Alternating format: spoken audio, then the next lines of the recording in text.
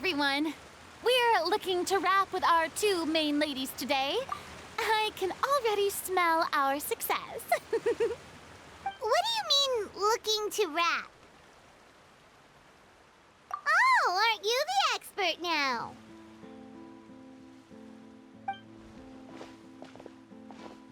This upcoming scene is the two musketeers' final confrontation with the Baron. There will be quite a bit of action, but no choreography beyond what we've already rehearsed. Anyway, get ready. Lights, camera, action! The view is beautiful tonight. It reminds me of that fateful night 10 years ago. And now that I've said it, I can even make out the faint fragrance of herbal tea in the air. Enough, villain! It's time that you pay for the death of our mother! My dear Iris, have you forgotten your manners? How can you speak like this to your own father? I'd sooner swallow all of my teeth than call you father. What did I expect? Seems the daughters have turned out to be just as obstinate as their foolish mother. In this world, Mora and status is everything. She thought she could blackmail me using her children and force me to grant her recognition and concessions? Ah, how naive can a woman be? Mother never asked a single thing of you. All she wished was for us to live a peaceful life, just like the others. It was you who personally brewed the poison of prejudice and sent Mother to her death. Compared to that deadly poison, the 2 bullets that will soon pierce through your heart will be like sweet mercy. And that's exactly why I said you're just as naive as her. Did you really think 2 muskets would be enough to defeat me? So let's see. What is stronger? Mora and power, or the 2 muskets in your hands? Get them! Tulip! There are too many of them! It'll be okay. We'll cover each other, Iris. And Mother will be watching over us, too.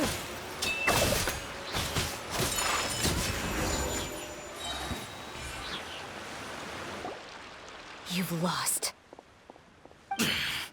To think I'd lose to my own 2 kids.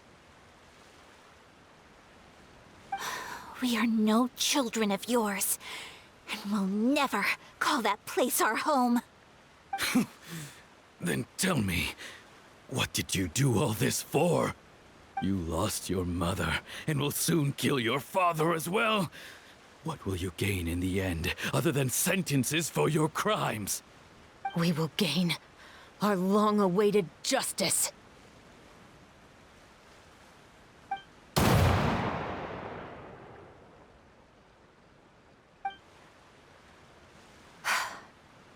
It's over. Finally, it's over.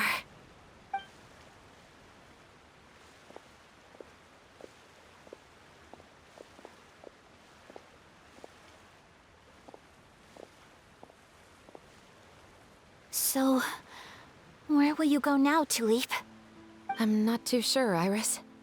Maybe somewhere with lots of flowers? After all, Mother always did love going where the blossoms were. What about you? I want to go visit Mother's grave. Yeah, that's not a bad idea. Huh? Tulip, look! What is it? It's Mother's favorite, the rainbow rose. Look, it's blooming again.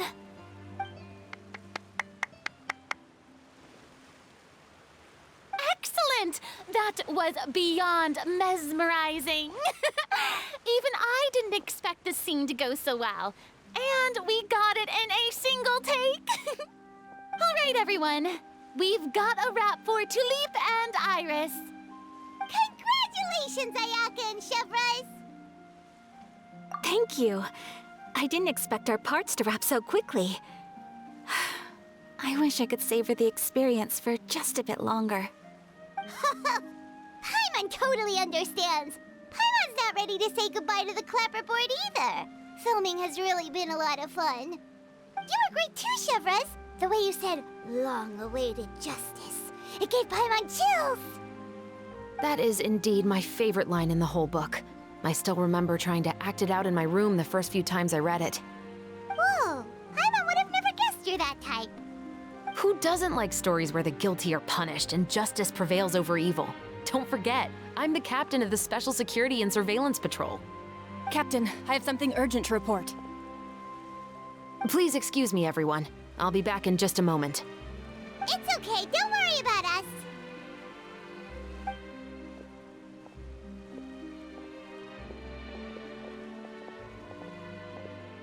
Oh? Was she whisked away by work already?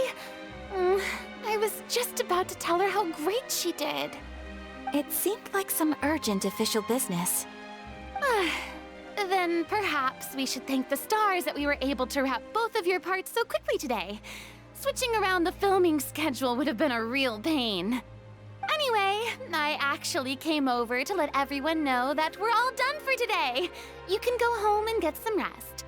And one last thing, Miss Ayaka. Your acting skills today were immaculate as always. Are you sure you won't consider taking up full-time acting? See, I just happen to know this great troupe that's still looking for a lead actress. Thank you for your kind words, Director Farina. Unfortunately, there are still many matters that I have to take care of back home at the Yashiro Commission. I cannot remain in Fontaine to pursue an acting career. Nevertheless, I will make sure to treasure this incredible opportunity in my heart. Oh, that's a shame. But I understand. Just let me know if you ever change your mind. I believe it's also about time for me to take my leave. But hopefully I'll see you on set over the next few days. Even though my part's wrapped, I'd still like to swing by and help out the crew. See you tomorrow, Traveler and Paimon. Yep, see you tomorrow! Well, what should we do next? Maybe we'll go investigate the case some more with Chevres today. Traveler, Paimon, please come with me. Huh? Where are we going? You could say that our ship has finally chanced upon one of those small, remote islands of intel.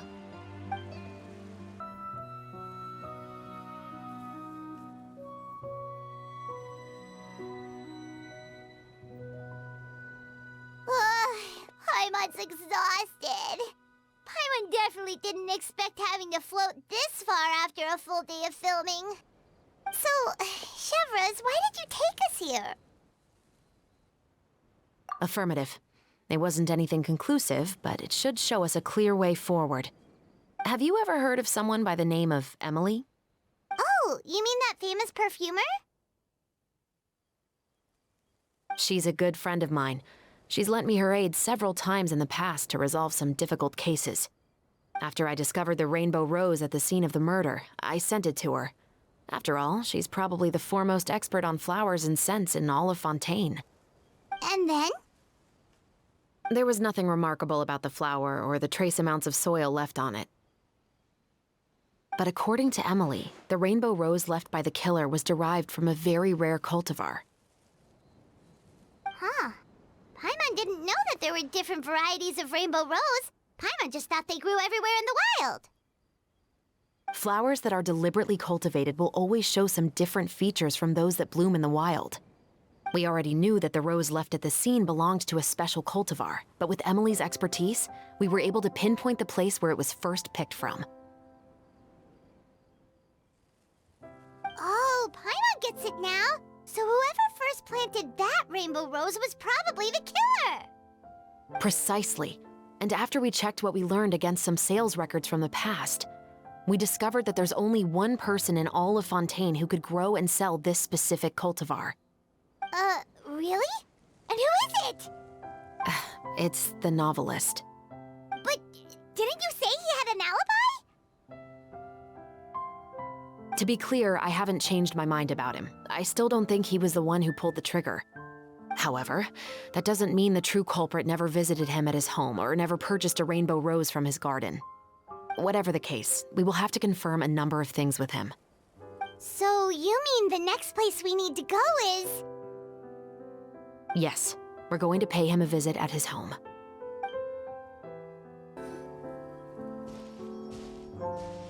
That should be his house. There are so many Gardamex stationed around the place. That's pretty unusual, right? According to what he told me last time we spoke, he hired them so he won't be harassed or disturbed. Huh. So there are a lot of flowers in his garden, but Paimon doesn't think we'll be able to pick one without alerting the Gardamex. Right, which is exactly why I think there has to be a special connection between him and the killer. So, should we knock? Just wait here for now. I'd like to take care of a number of those Gardamex first. But they're so far away. How are you planning to do that? Don't forget, Paimon, I'm actually the real-life captain of the Musketeers.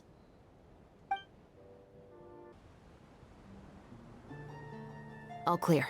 Let's go. Wait! Paimon's a little nervous now that we know he could be the killer. Can we go over our plan of action again? I'll go knock on the door and make sure it's safe inside. Once we're sure that we're in the clear, I'll ask him to come with us for a quick round of questioning at the guard's headquarters. But can't we just arrest him? We still have no evidence that he's the killer, or that he lent the killer any direct aid. Still, it would be appreciated if you could pick a rainbow rose from his garden for me while I'm talking to him. It'll help the Marachose Phantom confirm Emily's theory. Sure, no problem. Just be careful, Chevres.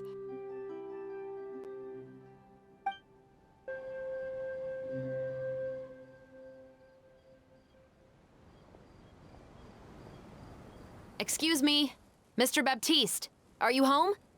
Who could it be at this hour? Oh, it's you, Officer Chevres. Would you mind accompanying me to the guard's headquarters, Mr. Baptiste? We would like to ask you some questions about a case. Oh, is it still regarding the murder case from before? I cannot confirm or deny that at this time. So it is then. Listen, I need you to come with me, Mr. Baptiste. Miss Chevres, I'll save you the trouble. Oh, and you two over there? There's no need for you to pick my flowers either. It's not time for them to bloom yet. Oh! Okay.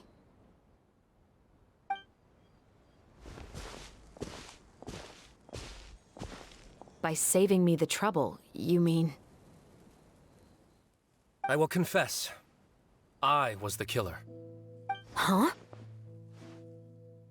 He just admitted he's guilty! Please relax, everyone. I'm not armed. The musket you're looking for has been buried in my backyard. Then it's my responsibility to inform you, Mr. Baptiste, that everything you say right now will be used as evidence for the inevitable trial. Yes, I am perfectly aware of that. I must say, I hate this feeling. Oh? Is it because I confessed? Or because you've been proven wrong? Both, I suppose. For the same reason as the one I wrote out in my novel, of course.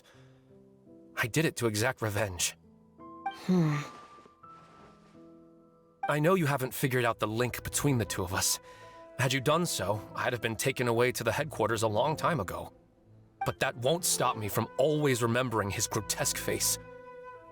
After all, he was the one who killed my mother. Your mother is still healthy and well. You know, I was adopted as a child. I was referring to my birth mother. That was never recorded in the orphanage's records. Please forgive a 6-year-old child for concocting some lies to protect himself after watching his mother die right in front of him. So, your novel, it was like a record of your life? No, of course not. It was a work of fiction with many embellished parts. But I am indeed the illegitimate son of a wealthy and influential man who abused his power to murder my mother. That part was 100% real. But the man you killed didn't have a Mora to his name. He was a hired assassin. An irredeemable beast who sank his fangs into a defenseless woman just for a few bags of Mora. But if that's really the truth, you wouldn't be telling us any of this now. You still haven't managed to take revenge against your father, the true mastermind behind it all.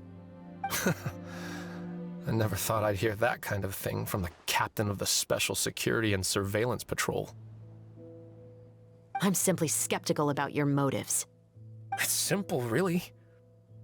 I've grown tired of everything and don't want to shoulder this burden anymore. You may have considered me too soft to pull the trigger. Well, as it turns out, you are exactly right. I've become overwhelmed by the aftermath of the murder. So you're going to call a stop to your revenge, just like that?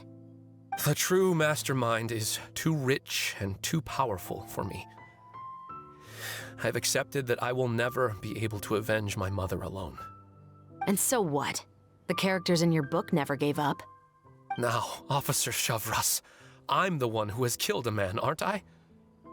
Are you trying to convince me to commit another crime? What's your father's name? How do you plan to prove the veracity of all of your claims? Well, I'd like to speak with you privately. Sure. Why don't we speak privately at the guard's headquarters? No, it has to be here. I must ensure that we won't be overheard.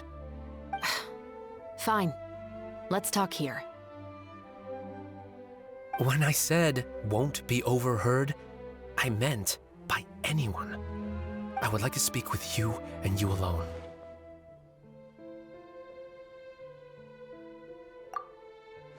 Thanks. I appreciate it.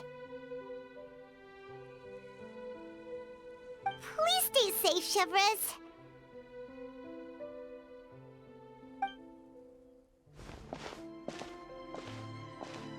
All right. Let's hear it. Will you really believe what I'm about to say? Well, that depends on what you're going to tell me. Fair enough. Fair enough. Then listen closely.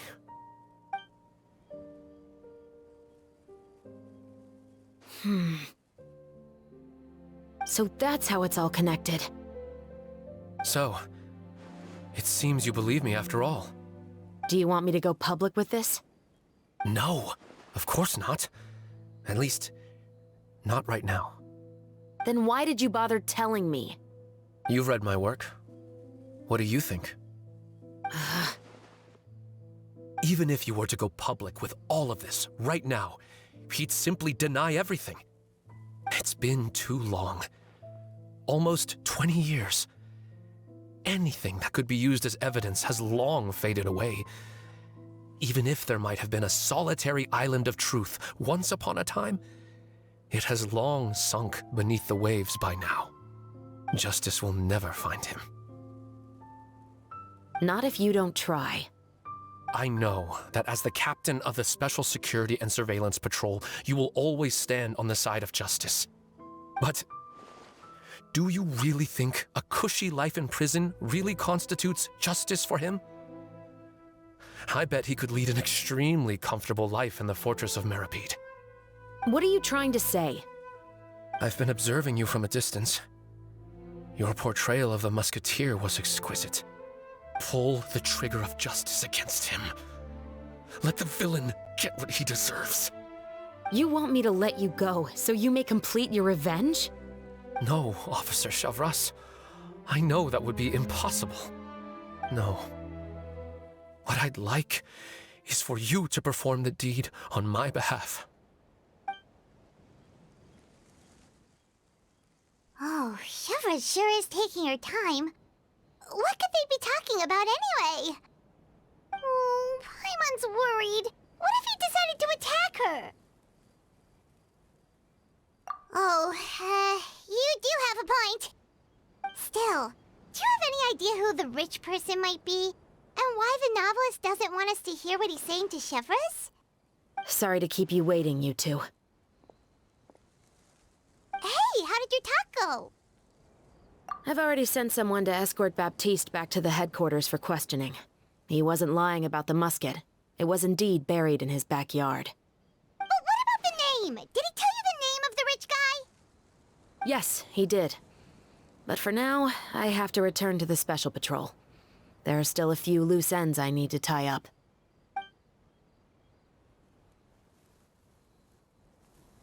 I'll probably be quite busy over the next few days, so apologies if you don't see me on set. All right, Paimon understands if you can't tell us everything you know. We'll just keep an eye on the Steambird then. Actually, there's still something else I need your help with.